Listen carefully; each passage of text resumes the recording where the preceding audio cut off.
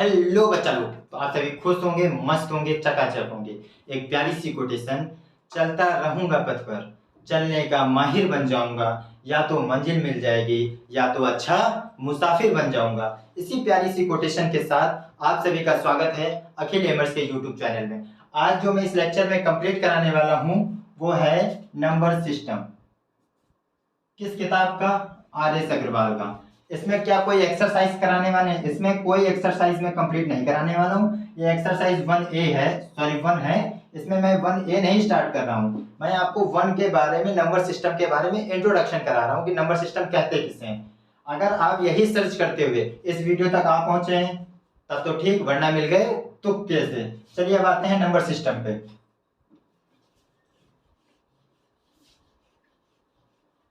देखिए number system किसे कहते हैं, जरा समझ लीजिएगा।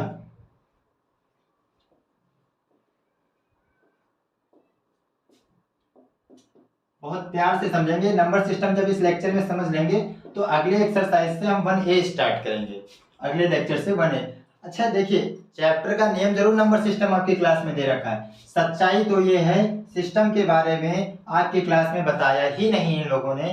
बस इन्होंने सिस्टम के नाम बता दिए हैं कि जिस जिस सिस्टम में नंबर को प्रेजेंट किया जाता है, केवल उनके नाम बता दिए गए हैं। उनको कैसे प्रेजेंट करते हैं वो नहीं बताया गया है। क्या क्या नाम बताए गए हैं? एक Hindu Arabic system, Hindu Arabic system, जिसको इंडियन सिस्टम के नाम से भी जाना, इंडियन सिस्टम के नाम से भी जाना जाता है। दूसरा है इंटरनेशनल सिस्टम। क्या है? International system, international system. तीसरा है बाइनरी सिस्टम, बाइनरी सिस्टम।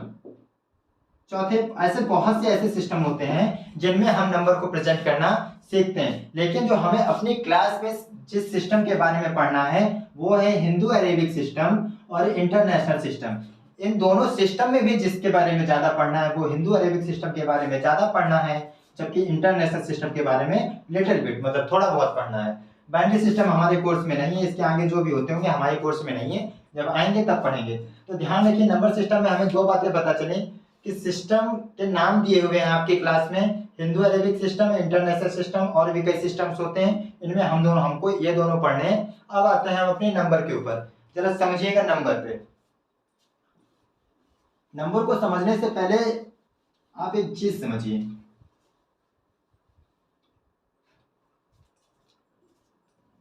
मेरा एक लड़का डब्लू है, आपको मालूम है।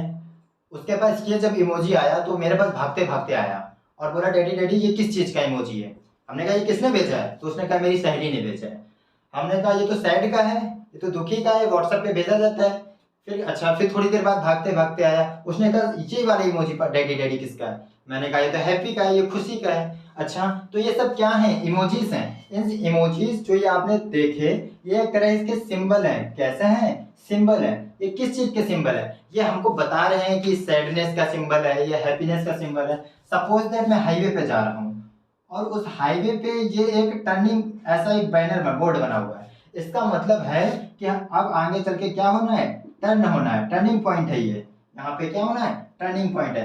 सपोज दैट एक हाईवे पे मैं जा रहा था, उस पे ऐसा कुछ बोर्ड बना हुआ है। क्या बना हुआ है? बोर्ड बना हुआ है, और उस पे ऐसा बना हुआ है। तो ये किस चीज का बोर्ड है? इसका मतलब है कि आगे रेलवे लाइन है।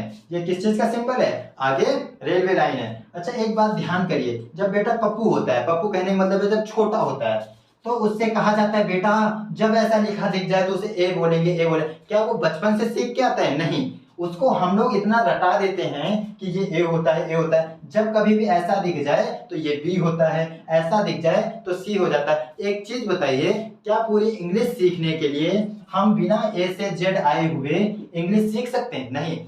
ए से लेके जेड तक जब तक हमें नहीं आता तब तक तो इंग्लिश हम सीख ही नहीं सकते।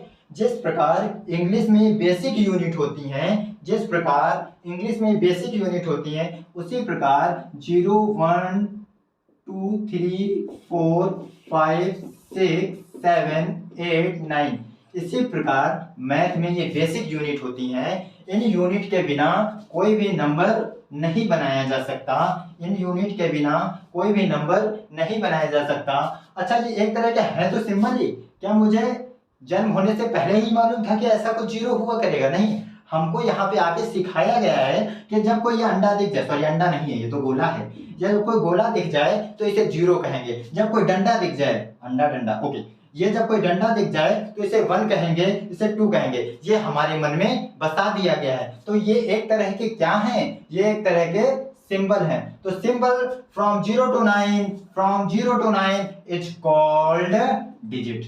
इन सिंबल्स को ही क्या कहा जाता है, डिजिट कहा जाता है। तो अच्छा एक बात बताइए, आपको डिजिट की डेफिनेशन याद हुई कि नहीं, हो गई होगी कि सिंबल 0 से लेकर 9 तक को ही क्या कहा जाता है, डिजिट कहा जाता है। सिंबल जो 0 से 9 तक की होते हैं इन्हें क्या कहा जाता है, डिजिट कहा जाता है। अच्छा एक बात बताइए, अब मैं नंबर की डेफिनेशन बनाने की कोशिश कर रहा हूं, समझिएगा। A group of number digits is called number. Digit के ग्रुप को ही क्या कहा जाता है, नंबर कहा जाता है। जैसे कि पहले एक डेफिनेशन लिख लीजिएगा, अ ग्रुप ऑफ वन और मोर digits is called number. Digits के ग्रुप को ही नंबर कहा जाता है। एग्जाम्पल क्या है, डिजिट्स कैन आल्सो रिपीट, एक पॉइंट और लिख लीजिएगा, digits can also repeat, digit repeat भी हो सकती हैं। एग्जाम्पल के तौर पे समझिएगा क्या, जैसे हमने ग्रुप ऑफ डिजिट लिखा 3 4 6, ये डिजिट्स का ग्रुप ही तो है, ये क्या हो गया, एक नंबर हो गया। एग्जाम्पल के लिए 7 7 7, ये क्या एक नंबर ही तो है, डिजिट्स का ग्रुप है तो क्या है, नंबर है। हमने कहा ये 6, ये भी तो एक डिजिट का ग्रुप है, नहीं हमने डेफिनेशन लिखा है अ ग्रुप ऑफ वन और मोर डिजिट, एक या एक से ज्यादा डिजिट के ग्रुप को ही क्या कहा जाता है, नंबर कहा जाता है। तो इस तरह से नंबर की डेफिनेशन मालूम चली क्या, a group of digits is called number. अच्छा ये बात नंबर जब हमें मालूम चल गया तो नंबर के आगे थोड़ा सा और बढ़ते हैं। चलिए इतनी बात समझ में आ गई, डिजिट समझ में आ गई, नंबर समझ में आया। अब आते हैं आगे, अपने आगे क्या है जरा समझिएगा, आगे समझिएगा जरा, क्या जरा समझने की कोशिश करेंगे कि नंबर को प्रेजेंट करने के 2 तरीके हैं। नंबर को प्रेजेंट करने के 2 तरीके हैं,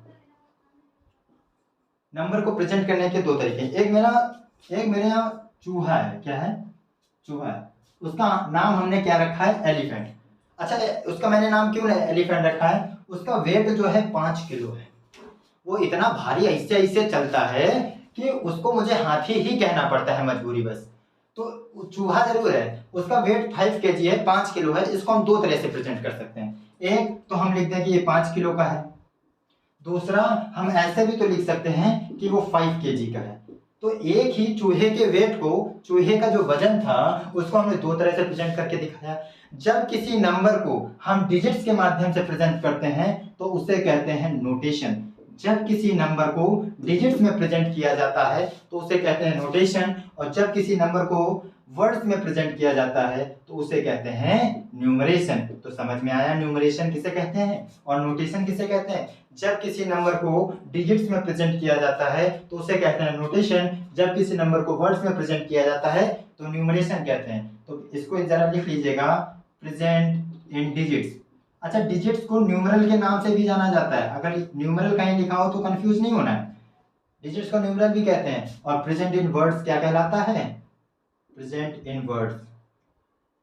इसके बाद वाले लेक्चर में हम आपको क्वेश्चन नंबर 1 और 2 कराएंगे, एक्सरसाइज 1A का। वहां पे हम आपको नंबर को वर्ड्स में लिखना और नंबर को डिजिट्स में लिखना, ये न्यूमरल में लिखना सिखाएंगे। आज जो हमें नंबर सिस्टम के बारे में बताना था वो इतना ही था। इसके बाद एक्सरसाइज 1A आएगी क्लास 6 में। तब तक के लिए करते हैं बाय बाय। अगर इससे कुछ सीखने को मिला है तो लाइक ठोक के जाइए, वरना तो आपको मालूम ही है क्या करना है। तब तक के लिए बाय बाय।